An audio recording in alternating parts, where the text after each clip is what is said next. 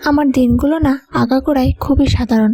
জীবনে এমন কিছু করার সুযোগই পাইনি যে আমার জীবনের প্রত্যেকটা দিন অসাধারণ হয়ে উঠবে। তোমরা যারা আমার লাইফস্টাইলের ভিডিও দেখো, যারা আমাকে একটু একটু ভালোবাসা দাও, তোমরা না আমার খুবই প্রিয় মানুষ।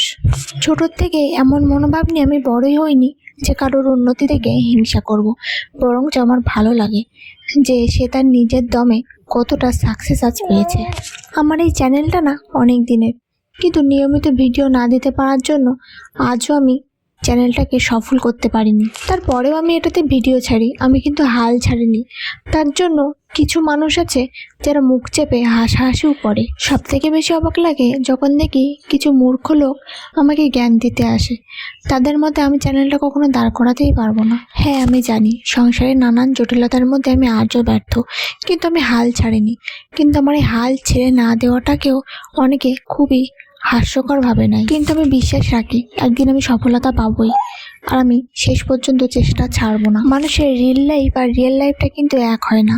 রিয়েল লাইফটা সম্পূর্ণ সেটাই দেখানো হয় যেটা আমি দেখাতে চাই, আর রিয়েল লাইফটা যেটা আমি দেখাতে চাই না সেটা কিন্তু অন্যরকম হয়। বিগত 2 বছর শুধু একটা বাচ্চার জন্য যে কত কিছু করেছি সেটা আমিই জানি।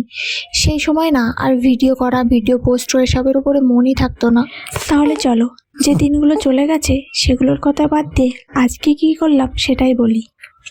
Hello guys, welcome back to my channel. তো কেমন আছো সবাই? চলে আসলাম নতুন একটা ব্লগ ভিডিও নিয়ে। আশা করি তোমরা সবাই ভালো আছো। আর আমার ভিডিওগুলো প্লিজ তোমরা একটু দেখো। তো ভীষণ রোদ, ছাদের পরে দাঁড়ানো যাচ্ছে না, আমি নিচে চলে যাব।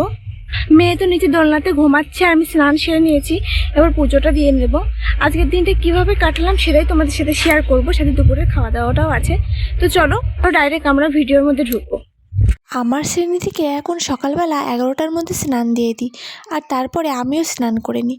কেনই বা করবো না? ওকে স্নান দিতে গিয়ে অর্ধেক তো আমিই স্নান হয়ে যাই। স্নান সেরে আমাদের হিন্দু পরিবারে সবার প্রথমে যে কাজটা করা হয় সেটা হচ্ছে পুজোর কাজ, তাই আমিও ঝটপট সেরে নিলাম পুজোর কাজটা। তুলসী মঞ্চে ফুল জল দিয়ে সোজা ঠাকুর ঘরে প্রবেশ করলাম। আর হ্যাঁ, চলো আজ আমার ঠাকুর ঘরে তোমাদের সাথে পরিচয় করিয়ে দেবো আমার আর এক ছেলের সাথে। এই যে কার্তিক, সে এসেছিলো 2 বছর আগে, আমার শ্রীনিধির আগে এসেছিল সে আমার কাছে। আমি মনে করি সেই আমার মেয়ের বড় দাদা।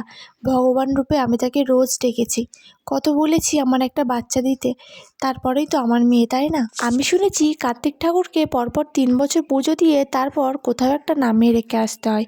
2 বছর তো কেটেই গেল, একটা বছর তো পুজো দিতেই পারলাম না, কেননা তখন আমি প্রেগনেন্ট ছিলাম। ঠিক তারপরেই আমার মেয়ে হয়েছিল, যার জন্য বাড়িতে আছে ছিল বলে আর পুজোটা দেওয়া হয়নি।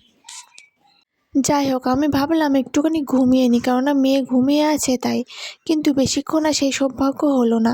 কিছুক্ষণের মধ্যেই মেয়ে ওইদিকে কান্না করে উঠলো, তাই আমি ছুটতে ছুটতে গিয়েছিলাম, দেখলাম যে ও দোলনাতে কান্না করছে, আর আমার শাশুড়ি মা একটু স্নান করতে গিয়েছিল। আর সেদিন দুপুরে আমাদের বাড়িতে রান্না হয়েছিল ভেজ ডাল আর পাঁপড় ভাজা। আমার কিন্তু এই কম্বোটা খুবই ভালো লাগে। আমার মতন তোমাদের কার কার বলতো এই ভেজ ডাল আর পাঁপড় ভাজাটা ভালো লাগে? শীতকালের সময় যদি একটু ভেজ ডাল না খাওয়া হয় না, তাহলে শীতটা অসম্পূর্ণ থাকে, তাই না? আর ডালটাও কিন্তু খুবই টেস্টি হয়েছিল। তোমরা আমার ভিডিওগুলো প্লিজ একটু দেখো, আর এইভাবেই আমার দিনগুলো না একটু একটু করে চলে যাচ্ছে। শীতটা মনে হচ্ছে এবার চলেই যাবে। আজকে আমার ননদ স্কুল থেকে তাড়াতাড়ি ফিরলো, ফিরে তার ভাইজির সাথে তার খেলা শুরু হয়ে গেছে। এইভাবেই আমাদের দিনগুলো সুন্দরভাবে কেটে যাচ্ছে। প্লিজ তোমরা একটু কমেন্ট করে জানিয়েছো কেমন লাগলো।